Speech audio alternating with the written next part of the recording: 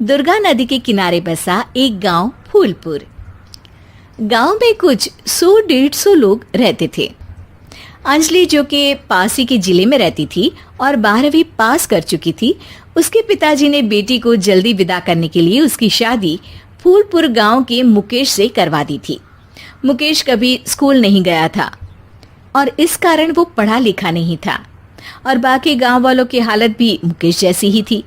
मुकेश के घर में उसके माता पिता भी रहते थे। सासू माँ, मैं बाहर मंदिर तक जा रही हूँ, आधे घंटे में आ जाऊंगी। अरे अभी कहीं जाने की जरूरत नहीं है, चुपचाप जाके रसोई में रात के खाने की तैयारी करो। और ये घूंघट क्यों हटा लिया है तुमने? क्या पता नहीं कि इस गांव में औरतें बिना घूंघट के नहीं रहती? रात में अंजलि छत पर जाकर अपनी मम्मी से बात कर रही होती है। तभी गांव की 3-4 औरतें उसे देख लेती है और दरवाजे पर आकर उसकी सास से शिकायत करने लगती है। और क्या हुआ? अरे छत पे तो देखो, आपकी बहू मटक मटक के किसी से फोन पर बात कर रही है, दिन भर फोन पे लगी रहती है। अरे कल तो मंदिर के पास वो क्या कहते हैं, सेल्फी ले रही थी। शहर की बहू रखना अच्छा शान की बात है, पर देखना इसके लक्षण से ये तो तुम्हारे परिवार को बदनाम ना कर दे। ये पहली बार नहीं था जब सास से गांव के लोगों ने अंजलि की बुराई या शिकायत नहीं की हो। अब तो ये रोज की बात थी। अंजलि ये सब सुन लेती है। जब वो नीचे जाती है तो मुकेश भी वहां आ जाता है। सास कहती है, बेटा, लोग घर आकर शिकायत करने लगे हैं बहू के कामों की, देख लो। पति हो, संयम से रखो इसे। माँ जी, मैं तो अपनी माँ से बात कर रही थी क्योंकि यहाँ कोई बात करने लायक ही नहीं है और अब मैं माँ के पास ही रहूंगी। वहाँ क्या रहना, वहाँ बाहर के लोग तो ठीक है पर घर के लोग भी इज्जत ना दे सके। अरे नहीं नहीं अंजलि, ऐसा नहीं है, धीरे धीरे सब ठीक हो जाएगा, तुम फिक्र ना करो। अरे बस कुछ बोलना ही नहीं है, सर पे चढ़ा रखा है बहू को। सास मुकेश की नरम बात सुन के वहां से मुंह चढ़ाकर चली जाती है।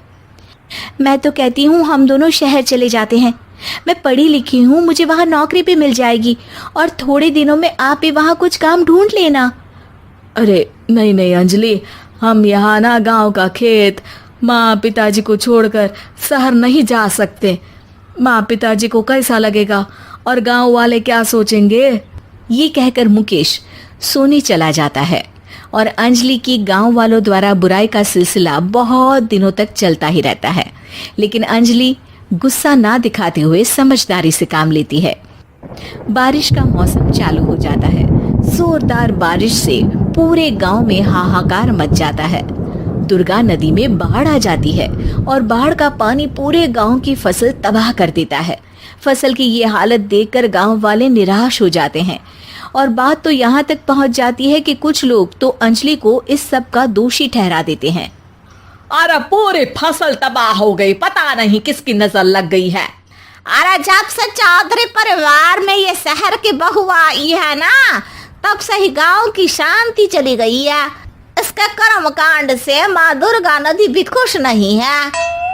ये सब सुनकर बेचारी अंजलि रोते हुए अपने घर चली जाती है। कुछ दिन बाद सभी गांव वाले अपनी फसल का मुआवजा लेकर अपने अपने घर आते हैं। मुकेश भी 1500 लेकर आता है। अंजलि को जब पासबुक दिखाता है तो अंजलि हैरान हो जाती है। अरे, ये पासबुक में तो उन्होंने 4000 की एंट्री करी है और आपको सिर्फ 1500 दिए। सच में? अरे वो सरकारी अफसर आपको बेवकूफ बना रहे हैं। सरकार की तरफ से हमें 4000 मिले हैं लेकिन बाकी का सारा पैसा खुद ही खा रहे हैं। आप लोग के अनपढ़ होने का फायदा उठा रहे हैं। ये सब सुनकर मुकेश परेशान हो जाता है लेकिन अंजलि उसे हिम्मत से काम लेने को कहती है और सुबह होते ही मुकेश को पंचायत कार्यालय ले जाती है और साथ में गांव के और लोगों को भी। आप सरकारी बाबू क्या गांव के लोगों को बेवकूफ समझते हैं? आपको क्या लगता है ये पढ़े लिखे नहीं है तो आप कुछ भी मनमानी करेंगे?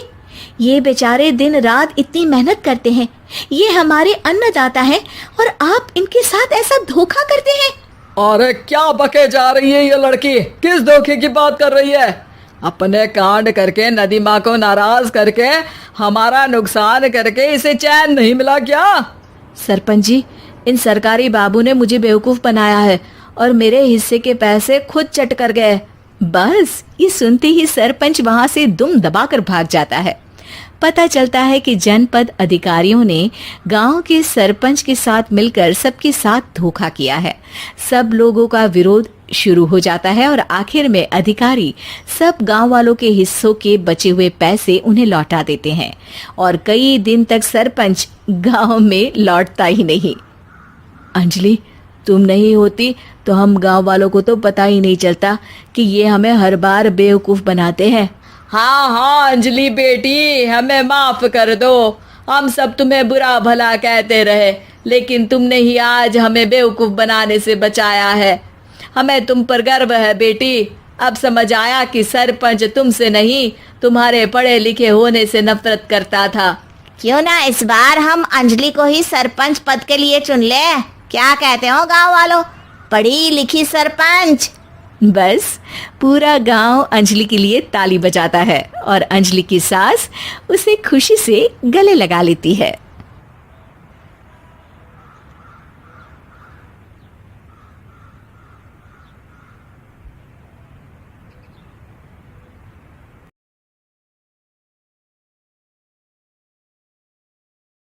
लॉकडाउन से पहले गीता के घर का नजारा कुछ ऐसा था कि रोहन ऑफिस जाता था और शिवन स्कूल। जिनके घर से जाने के बाद गीता काम खत्म करके बाकी समय आराम करती थी। लेकिन लॉकडाउन के बाद ऑफिस और स्कूल घर में ही खुल गए और इससे गीता का हाल वो तो आपको देखने में ही मजा आएगा। शिविन, ओ शिविन, महाराज उठने के लिए क्या 21 तोपों की सलामी लेंगे? अरे बिस्तर से बाहर निकल, ऑनलाइन क्लास स्टार्ट होने वाली है। अरे तुम भी हद करती हो, स्पीकर की तरह चिल्लाने की क्या जरूरत है? दिख नहीं रहा मेरी कॉन्फ्रेंस चल रही है। अब कैमरा और स्पीकर ऑन कर रहा हूं, मुझे कोई शोर नहीं चाहिए। इस पर जैसे ही रोहन लैपटॉप का कैमरा और स्पीकर ऑन करता है तभी कुकर की सीटी बजती है। करा लो अब इसे चुप। लॉकडाउन नहीं हुआ, मेरी मौत का फरमान जारी हो गया। दोनों बाप बेटे ने नाक में दम किया हुआ है। ऐसा बोलकर गीता वहां से शिविन के कमरे में पहुंच जाती है, जहां शिविन अभी भी सो रहा होता है। ओ आलसी, अब अगर 5 मिनट में नहीं उठाना तो आज तेरा गेम और यूट्यूब कैंसिल। माँ की बात सुनकर शिविन बिना 1 मिनट गंवाए उठ खड़ा होता है। उठ गया, अभी नहाकर भी आता हूँ। ये नाटक कहीं और, मुंह पर गीला कपड़ा मार और पढ़ने बैठ। शिविन की ऑनलाइन क्लास स्टार्ट हो जाती है, जिस पर गीता उसे वहां बिठाकर रसोई में चली जाती है।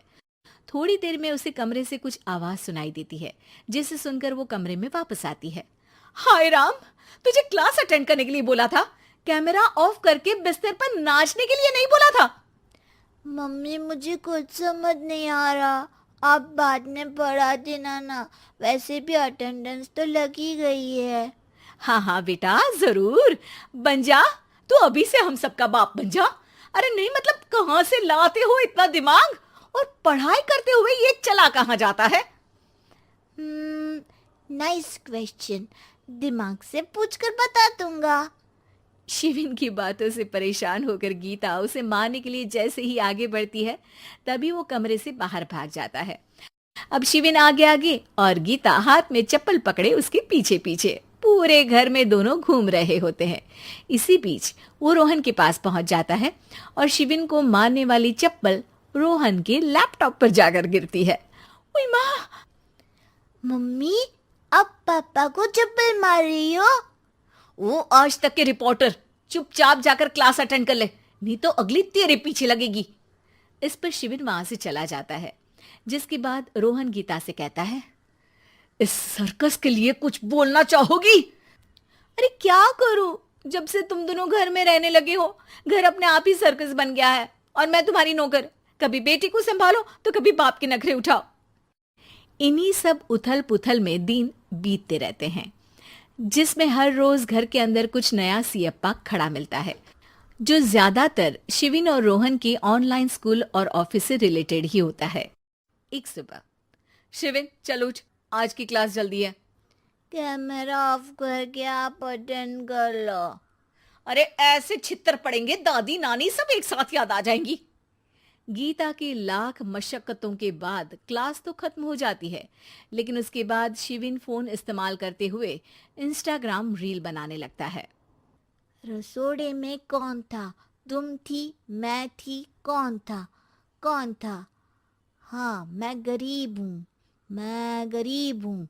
अरे ओ गरीब के बेटे, आजा, मैं बनाती हूँ तुझे गरीब। मैं बताती हूँ रसोड़े में कौन था। पढ़ाई करने बोलो तो इनकी माँ मर जाती है, और ये पागलपंतियां जितनी मर्जी करा लो। गीता शिविन को डांट रही होती है, तभी रोहन बीच में बोल पड़ता है। अरे बच्चा ही तो है, इतना गुस्सा क्यों कर रही हो? बेटे का साथ देने की इसी एक कोशिश में अब शिविन के साथ साथ रोहन भी गीता के गुस्से की सूली पर चढ़ जाता है। अगर बेटे पर इतना ही प्यार आ रहा है तो इसे क्लास अटेंड क्यों नहीं कराते? इसका होमवर्क क्यों नहीं कराते? उस समय तो बहुत जल्दी मीटिंग आ जाती है। वो काम मैं करूं और यहाँ इस बेफिजुली की चीज में तरफदारी करके बन जाओ महान। हे भगवान, कोई तो इनके ऑफिस और स्कूल खुलवाओ, मैं इन्हें और घर में नहीं सह सकती। अरे कुछ और मांग लेती, क्योंकि तुम्हारी ये विश इस साल तो पूरी होने से रही, कोरोना। हाय, नास पीटे ने जिंदगी ही बर्बाद कर दी। खाए कोई पचाए कोई, कल मुझे चुन चुन कर सबको मेरी बद्दुआ लगेगी। उन्होंने दुनिया का और इन बाप बेटे दोनों ने मेरा जीना मुश्किल कर दिया। गीता वहां से चली जाती है, जिसके बाद रोहन शिविन से कहता है, अरे तुम्हारी मम्मी इतनी भड़की हुई क्यों है? आपकी वजह से पूरा समय घर में रहते हो और उस पर कोई काम कराने की जगह बस ऑर्डर देते रहते हो। अच्छा बेटे, सारा इल्जाम मुझ पर? पूरा दिन तो वो तुम पर ही चिल्लाती है। हाँ, मतलब दोनों का 50-50 है, कुछ करना पड़ेगा। वो कहते ना, make the best out of worst. I have an idea. वैसे तुम्हारी माँ सही कहती है, बहुत जुबान चलाने लगे हो, कम बोला करो। अगली सुबह रोहन और शिविन अपनी गलती को सुधारने के लिए गीता के उठने से पहले घर का आधा काम खत्म कर देते हैं, जिसे देखकर गीता खुश हो जाती है और फिर बाकी बचा काम वो तीनों मिलकर पूरा कर लेते हैं। जिसके बाद अब वो सब मिल बांट कर हर काम में एक दूसरे की मदद करते हुए लॉकडाउन का मजा लेने लगते हैं।